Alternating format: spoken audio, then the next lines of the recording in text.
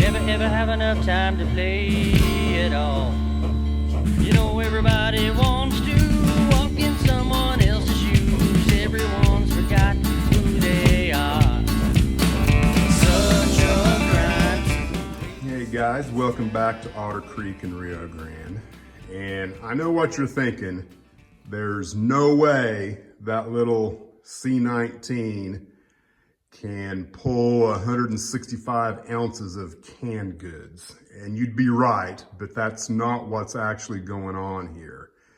What I've got going is I've completed all of kind of the bench work for, I know, the junction track, the one lone staging track in here.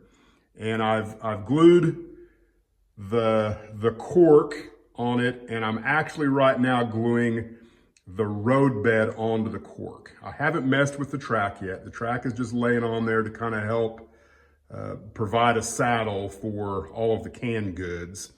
So as soon as it dries, then I can probably go ahead and go forward with the track and the wiring of the track, which I'm not going to glue yet. And so the reason why, again, pointing towards other questions you might have, is what's going on with the styrofoam there in the back.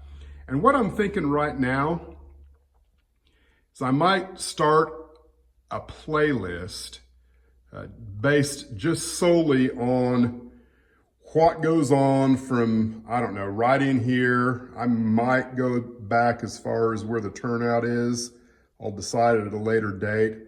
But, you know, finishing all of this all the way back to here, and I might even include, you know, what I'm going to do with the trim around the door and the wiring associated with it, because I'm kind of viewing all of this area right in here as one project.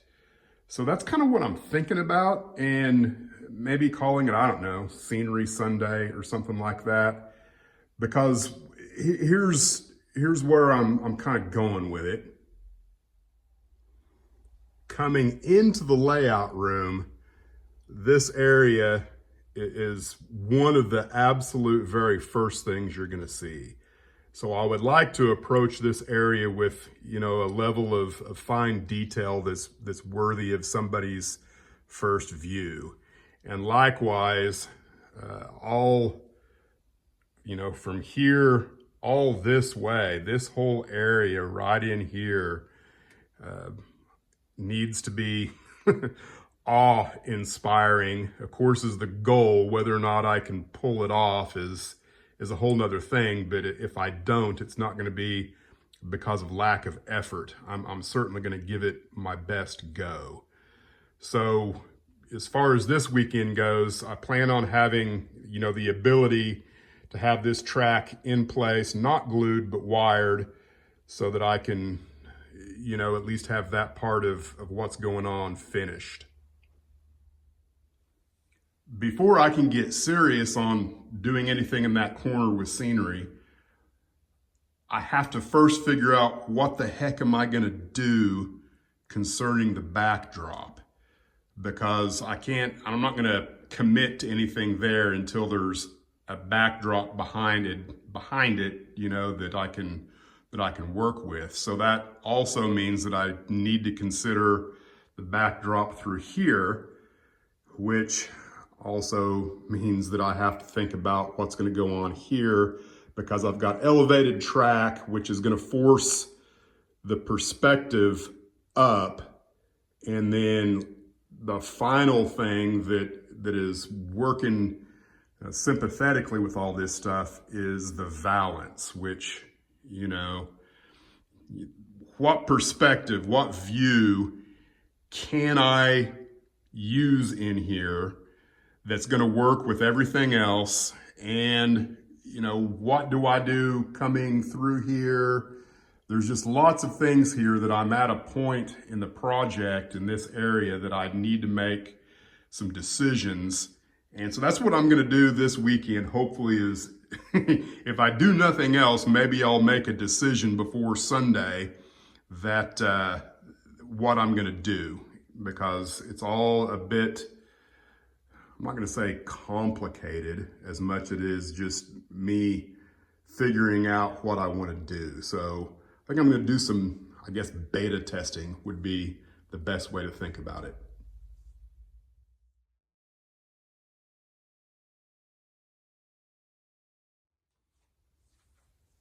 After doing a little bit of research on, kind of shadow box valances or whatever you want to call them, there's a couple, 3 or 4 different heights that you might want between, the top of the layout and where the valance is. 14 inches, I think, to 18 inches is kind of the standard, I guess you would say. Right now, I've got this at 14 inches, give or take, above the track height. I've got the camera as close as I can get it, without doing some measuring to what my eye level is. And I stand right at about 6 foot. So you can see at 14 inches, and of course, I don't know what the distance from here to there is. It looks to be, a foot or so. And I'm also looking straight ahead. Now, if you were looking down into the scene, of course, the valance completely disappears. And kind of the advantage of having this at a lower level is that you need less backdrop area to achieve, what you're looking for in the backdrop. Now, if you lean into the scene, see if I can do that, pardon the shake. If you lean into the scene, then you can begin to see the top of the backdrop. So optimally, you want to be standing far enough away from the scene that this is not constantly in your eye. And I don't think that's really that big of an issue. So, 14 inches doesn't look too terribly bad to me. And then, of course, the higher this goes, the more backdrop you need to get the same effect. So I like the 14 inches, and I think I'm gonna go ahead and maybe set it at 18 inches just to see the difference and see if maybe, I don't know, maybe a happy medium at 16 inches might be a better effect. Now we're at 18 inches, and you can see you've got a bigger window, so you've got more sky. And I would say that, the advantages of having a bigger window is if you go to do anything back there, especially if you've got more than 2 feet, there would be an advantage to getting into the scene over the 14 inches.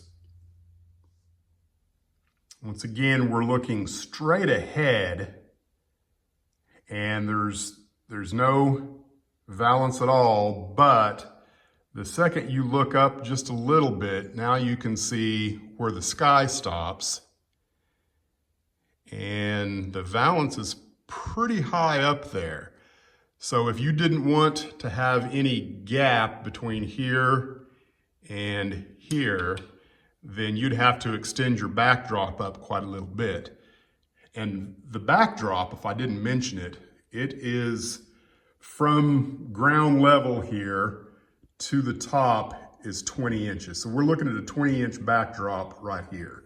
And that's something to be considered because I would like to use less than 24 inches, would be optimal just because of cost and handling and everything else. So I'm not real tickled at the 18-inch height here. So I think I'll go ahead and try 16 and see what I think about it. This is actually 15 inches, give or take. And I think it's definitely a nice happy medium between the two. I think I actually like the 14 inches better, but I think this is a little, maybe a little more, I don't know, utilitarian. I don't know what the word is. I'm just thinking about, it's one thing to have 2 feet back here. It's another thing if you're going to be possibly dealing with, 3 or 4 feet. You might wish that you had a little extra height between the bench work and the valance. So I think 15 or 16 inches I think is probably the way to go. I think I need to do a little more testing over in the Maroon Creek area. I've got the same 16-inch window here that I had over there on the time saver, but there's a pretty big difference and kind of illustrates why I'm wanting to do this and the way I'm approaching it at the moment. And that is your window is relative, I guess, to 2 different things: your height and the height of the layout at any given point. So, Silver Gulch is 48 inches, Frying Pan is 49 inches, Maroon Creek is 51 inches, and then the Time Saver's 55 inches. So I've got, 4 inches of difference between here and the Time Saver. So that same 16-inch window has a dramatically different effect here than it does on the Time Saver. I've got this mark right here, which is right at 67 3/4 inches from the floor, which is equal to my eye height. I kind of did some testing there, and so that's where I'm at right here. So if I look straight forward with the plywood height, the deck height of the layout at 51 inches with a 16-inch window, then I'm looking directly into the valance with a 16-inch window. So, these things have to be considered. So I need to find a height, I think, that should work everywhere, or at least I don't have a dramatic change from here to anywhere else on the layout. Taking some more measurements, I determined that at Maroon Creek, from the layout height to my eye is 5.5 inches. It's 17.5 inches at Frying Pan. It's 18.5 inches at Silver Gulch, and then 12.5 inches at the Time Saver. So, I'm thinking somewhere in here there's some information that should help me make a good decision about the overall window size of what I'm trying to do here. So it's looking to me like, 17 to 18 inches is probably the smarter window height, the overall height of the valance away from the layout height. Now I've got it set to the bottom here is at 18 inches above the layout. And so what that does, you can see back here that I can see the top of the tape measure pretty easily. And I've got that set to where the bottom of the tape measure at the bottom of the spline here is 18 inches. So from here to the top of the tape measure is 18 inches. So if that were an 18-inch backdrop, set up, a few inches off of the plywood, I could pretty easily see the top of the backdrop. So what that means, I need to adjust that. Let's see if I go 20 inches,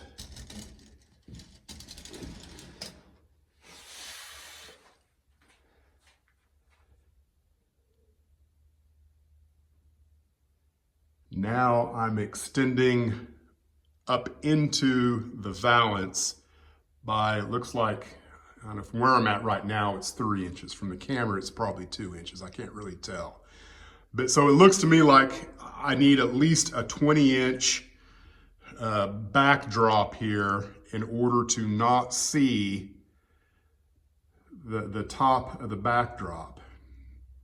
But of course, the further you look down, the worse it's going to get. Let me see what happens if I move the tape measure down. That looks okay. Of course, it's all kind of relative to what I do in here, but it looks like, you know, I'm going to need at least a 20-inch sheet of masonite to make that work. I'm still at the same 18 inches from the top of the plywood. So that's the window. And from here it looks pretty good.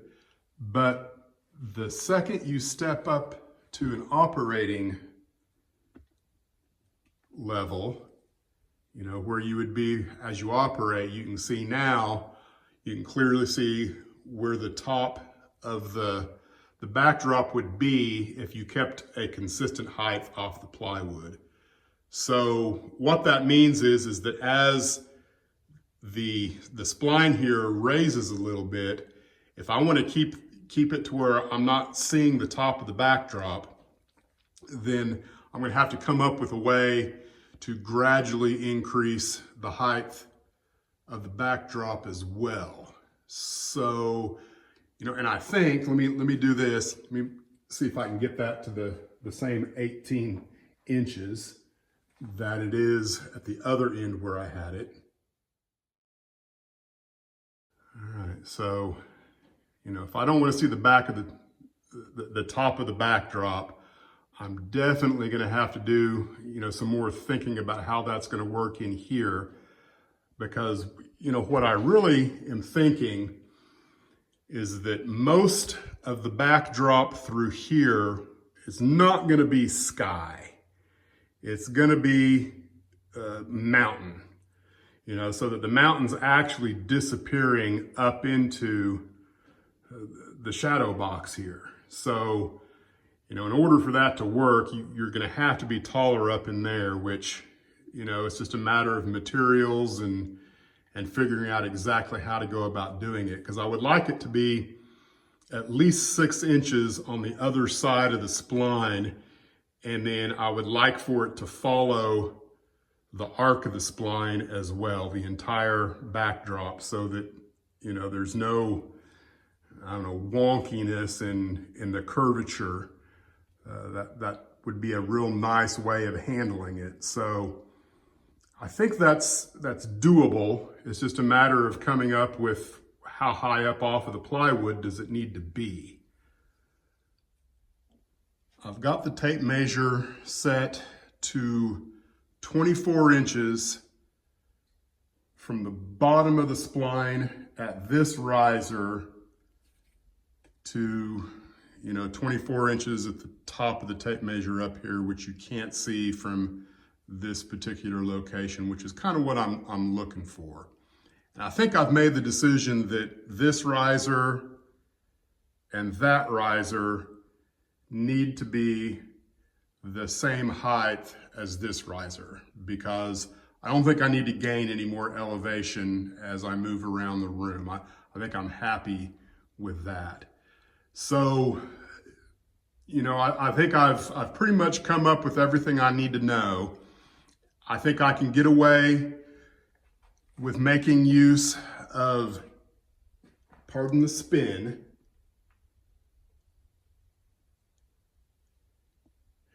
18 inches of backdrop masonite from the corner all the way through to somewhere right around in here.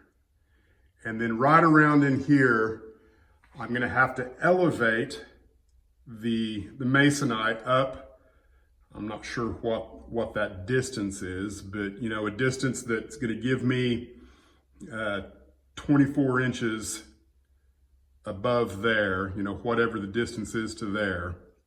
I guess it would be the same height of that riser is what I'm looking at. And that way I shouldn't have too many issues with anything being able to be seen in the view, you know, from the operator's perspective is what I'm trying to avoid. Now, I'm not 100% sure how I'm going to go about doing it. What I'm thinking right now is I'm going to attach cleats somewhere up above here where my runners are for the rafters up there, and then drop them down, and then I'm going to have to create some kind of support system back over to the wall as well. The problem is that that particular support system is also somewhere. The wife is here. She wants a kiss, I think.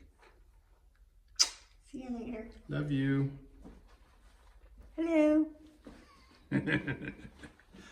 Yeah, what was I talking about? I've completely forgotten. Oh, the support system. The support system, you know, for the lights in here, I also don't want to see that. So that's a problem maybe that needs to be solved a little later on. But I did lower this down to 17 inches. So I think if nothing else, I know what I'm going to do with the masonite for the backdrop, and I can get started on that now. I know I was really long-winded, but hey, you're getting to see all of the journey of building a large model railroad against the advice of those strong proponents of the shelf layout.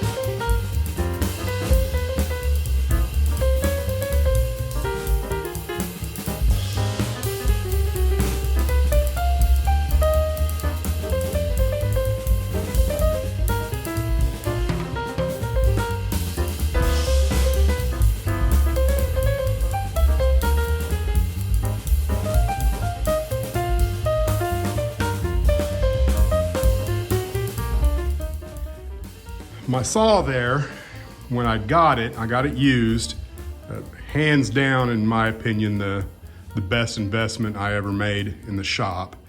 But it didn't come with the kick out table. There's supposed to be a drop down there. So I couldn't actually cut at 24 inches, but it's gonna be fine. I've got two 18-inch width lengths, and then I've got a 23 and a 25, and the 25 is what I'll use on the far end where, you know, I'm kind of the furthest away from the edge of the table. And then here's my leftover that I'm sure I can use somewhere, probably as fascia. I've spotted in the first backdrop board here, and the plan, now this is 18 inches, the plan is to go ahead and lift that up 5 inches into the air so that this one and the next one that's 18 inches will be, you know, 5 inches up in the air, which should give me plenty of height above any terrain, any scenery that's going to be lower and closer to the plywood.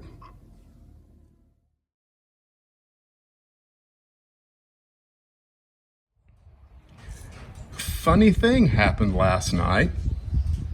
I kind of locked myself out of my shed, which is always a bad thing.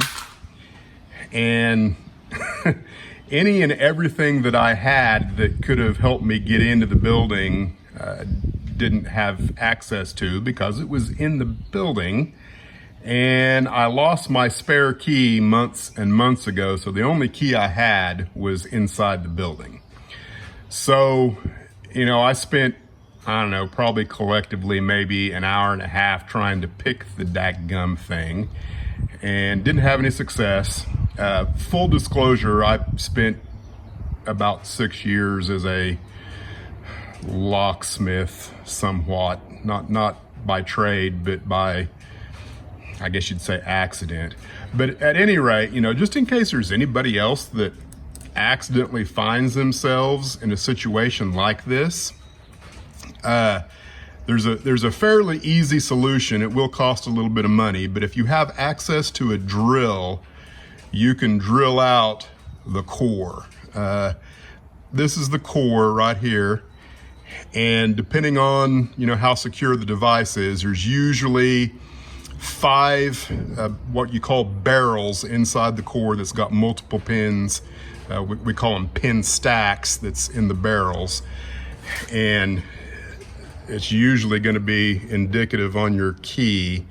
That 5 right there represents how many cuts there are for each of those pin stacks. And then when you push your key in, you're going to actually lift each one of those pin stacks to create what we call a shear line. And the shear line is what allows the core to spin. So, you know, if you don't want to call a locksmith and you have a drill bit and a drill and you're savvy enough to be able to replace the doorknob, all you have to do is drill through all of those pins and springs, and then the whole thing will turn because there's nothing preventing it anymore.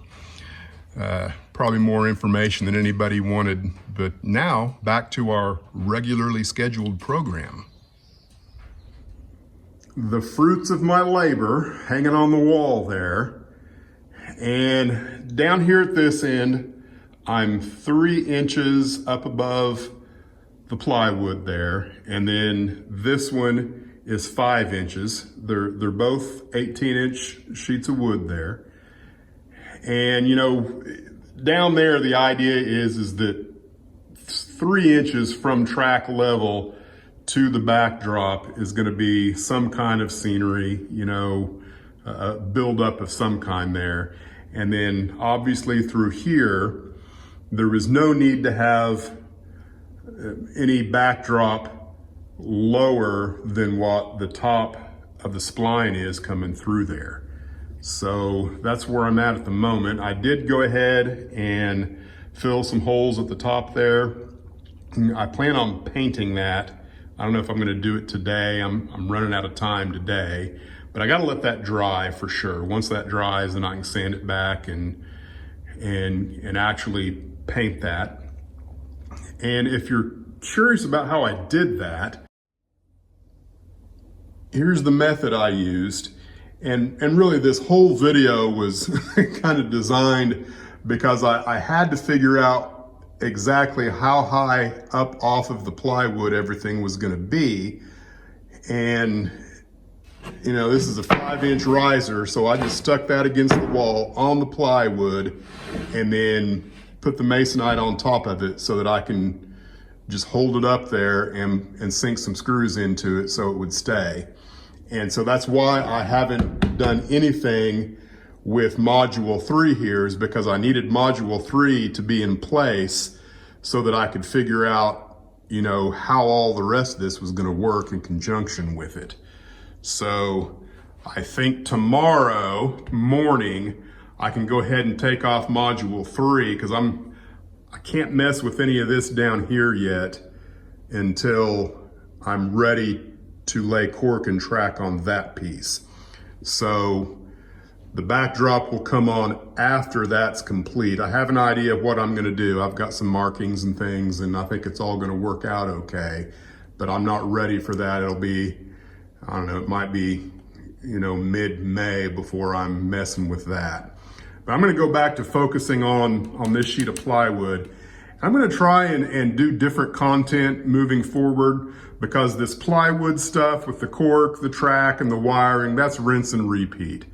I've done enough of that kind of everybody knows exactly what I'm gonna do, and there's no sense in kind of continuing on with that. So I'm gonna try and come up with a little different content. I'll still do updates, but they're probably gonna be, I don't know, more of a look at what I've done rather than here's what I'm doing. So thanks for watching. I apologize for all of the talking that I did in this particular video. I know there was a lot. But hey, that's the process. Thanks for watching, and we'll see you next time on Otter Creek and Rio Grande.